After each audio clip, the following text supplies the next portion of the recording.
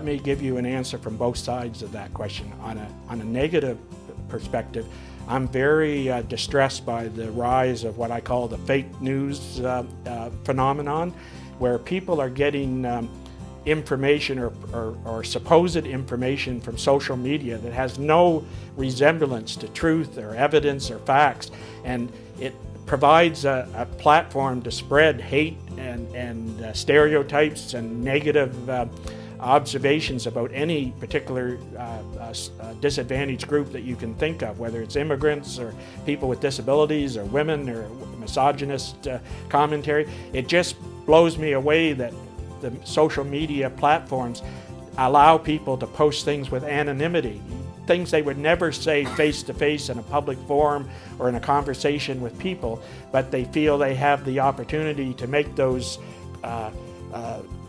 serious statements and negative statements and doing it online. And I think, again, it reaches out to people who don't take the time to read a newspaper, to read a book, or to have a conversation or debate with people who have different points of views in order to come to a better consolidated outcome, as opposed to people who only talk to people of like minds. We can't just preach to the converted of people who already support human rights. We've got to reach out through these platforms to correct misinformation, to correct stereotypes, to speak up when we see something that's wrong, and make sure that people's rights are protected.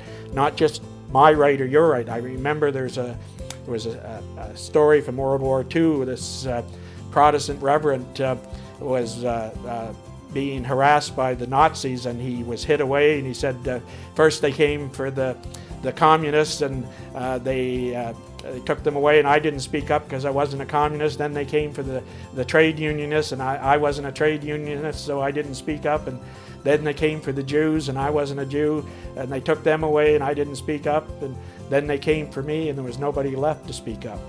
So I believe we all have an obligation and a duty to be loud, not confrontational or adversarial, but to be informative and educational and to be positive.